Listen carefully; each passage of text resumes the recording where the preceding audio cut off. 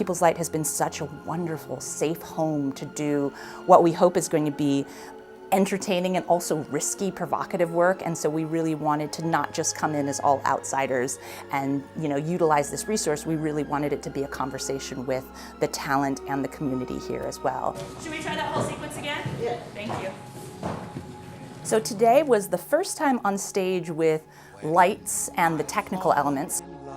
So the Nat King Cole Show was a wonderful variety show that went from 1956 to 1957, and it was well loved. They had wonderful stars. It was Nat at the height of his success, and yet they couldn't find a national sponsor. There were people who were scared that if we sponsored him, if we put our brand behind sponsoring this show, that it could hurt our brand. Maloney, I'm being moved because the Singer Sewing Machine Company wants to sponsor the Californians, about a bunch of Californians who look nothing like me.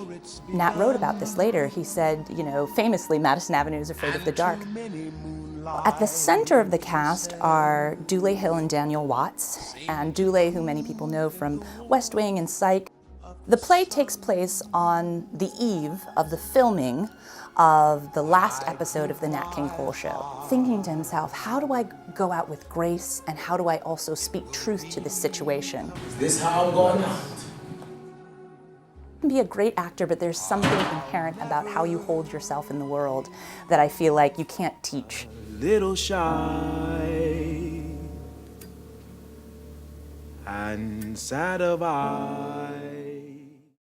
The provocateur in the piece is Sammy Davis Jr., who shows up kind of unannounced and says, well, let's really see what story you want to tell. Let's see what it really means to go out with a bang. No one asked me to sing. I die if no one asks me to sing. I go home, I open up the icebox. Daniel Watts, who I think there's very few things that Daniel Watts can't do.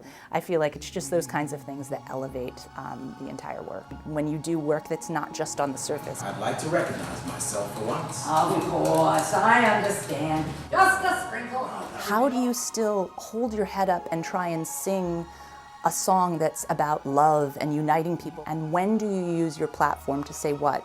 When do you use grace? When do you use fire?